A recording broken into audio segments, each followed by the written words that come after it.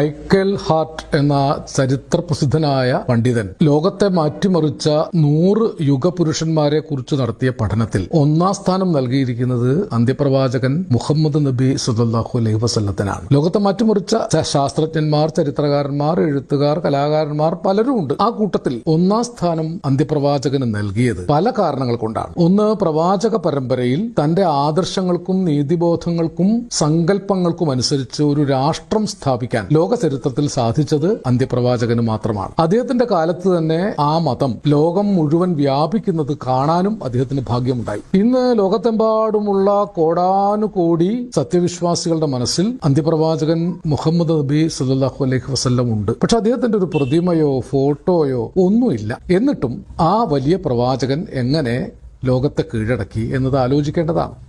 ഇസ്ലാം മതവിശ്വാസികളുടെ മാത്രം പ്രവാചകനല്ല അന്ത്യപ്രവാചകൻ മുഹമ്മദ് നബി സല്ലല്ലാഹു അലൈഹി വസല്ലം. ലോകത്തുള്ള എല്ലാ വിശ്വാസികളെയും അദ്ദേഹം അഭിസംബോധന ചെയ്തിട്ടുണ്ട്. അദ്ദേഹത്തിലൂടെ ലോകത്തിന് കൈവന്ന വിശുദ്ധ ഖുർആൻ മനുഷ്യരെ എന്നാണ് അഭിസംബോധന ചെയ്തത്. മുസ്ലിം മതവിശ്വാസികളെയെന്നോ മാപ്പിളമാരെയെന്നോ ഏതെങ്കിലും ഒരു വിഭാഗത്തെ പ്രത്യേകമായിട്ട് അഭിസംബോധന ചെയ്യുകയല്ല ചെയ്തത്. മനുഷ്യ സമൂഹമേ, മനുഷ്യരെ, നിങ്ങളെ ഞാൻ ഒരു സ്ത്രീയിൽ നിന്നും പുരുഷനിൽ നിന്നും സൃഷ്ടിച്ചിരിക്കുന്നു. നിങ്ങൾക്ക് വിവിധ ഗോത്രങ്ങളുടെ അടയാള വ്യത്യാസങ്ങൾ തന്നിരിക്കുന്നത് തമ്മിൽ തിരിച്ചറിയാൻ വേണ്ടി മാത്രം.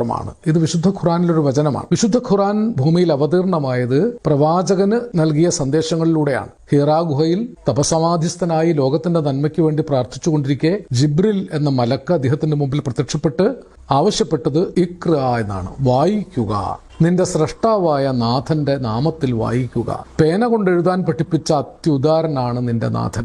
ഇത് ഖുർആനിൽ ആദ്യത്തെ അഭിസംബോധനയായിട്ട് ലോകത്ത് കേൾക്കപ്പെട്ട വചനമാണ്. അന്ത്യപ്രവാചകന് ലഭിച്ച സന്ദേശമാണ്.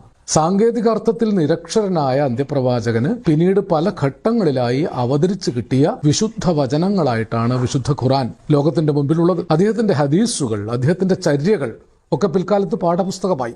അന്ത്യപ്രവാചകന്റെ ജീവിതം അൽ അമീൻ ആയ ജീവിതമായിരുന്നു. വിശ്വസ്തനായിരുന്നു. താൻ എന്തെങ്കിലും അത്ഭുത പ്രവൃത്തി ചെയ്യുകയല്ല, ദൈവത്തിന്റെ സന്ദേശം ജനങ്ങളിലേക്ക് എത്തിക്കുകയാണ് ചെയ്തത്. വിഗ്രഹാരാധകരും ബഹുദൈവാരാധകരും മദ്യപാനികളും മധുര ഉത്സവങ്ങളിൽ പങ്കെടുത്തവരും അനാർക്കി അരാജകവാദം കൊണ്ടു നടന്നവരുമായ ഒരു ഗോത്ര സമൂഹത്തെ, പല ഗോത്ര സമൂഹങ്ങളെ ഏകമത വിശ്വാസത്തിലേക്കും ഏകദൈവ വിശ്വാസത്തിലേക്കും കൊണ്ടുവരുവാൻ അന്ത്യപ്രവാചകനായി. ആദ്യത്തെ മനുഷ്യൻ തന്നെ പ്രവാചകനാണ്.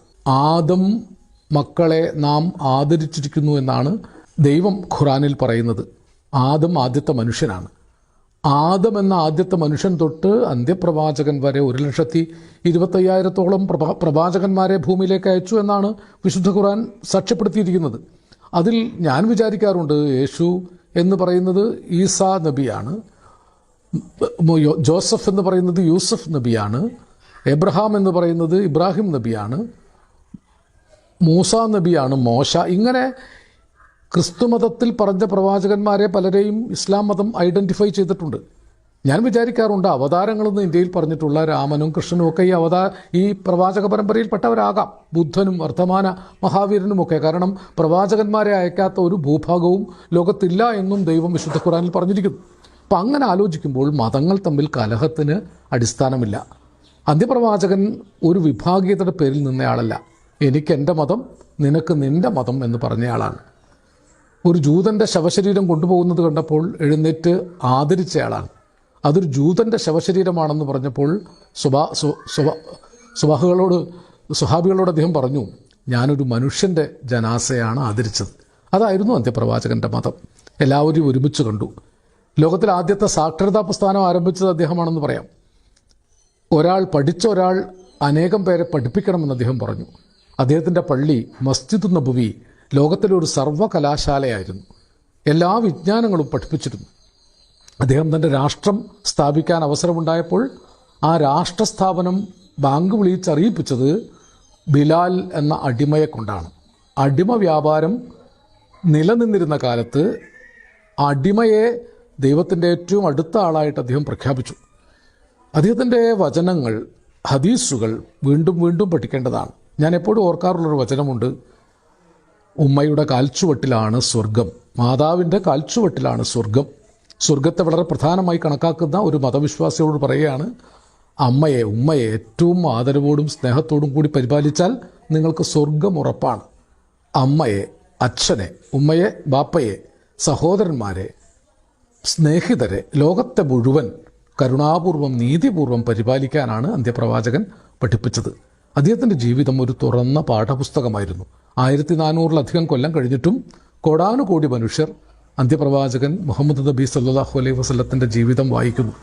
മരുഭൂമിയിൽ അനാഥനായി ജീവിച്ചൊരു കാലവുമുണ്ട്. അദ്ദേഹം ജനിക്കുന്നതിന് മുമ്പ് പിതാവ് അബ്ദുള്ള മരണപ്പെട്ടു. അബ്ദുള്ളയുടെ പിതാവിൻ്റെ ശവം മറവ് ചെയ്ത സ്ഥലത്തേക്ക് ഉമ്മയുമായി പോയി തിരിച്ചു വരുമ്പോൾ ഉമ്മയും മരണപ്പെട്ടു പോയി. ഇളം പ്രായത്തിൽ അനാഥനായ അദ്ദേഹത്തെ പിതൃവ്യനും ആദ്യം പിതാമഹനും പിന്നീട് പിതൃവ്യനും വളർത്തി.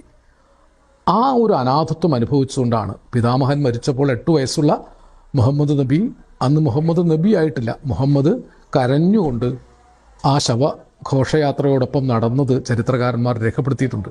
അനാഥനായി ജീവിച്ച ഒരാളായതുകൊണ്ടാണ്, അനാഥരുടെ ദർശനമാണ് അദ്ദേഹം ലോകത്തിന് നൽകിയത്. വിശുദ്ധ ഖുറാനിൽ പറയും, അനാഥൻ്റെ സ്വത്തിനോടടുക്കരുത്, അന്ത്യനാളിൽ അവനും ദൈവത്തിനും തമ്മിൽ അകലമുണ്ടാവുകയില്ല.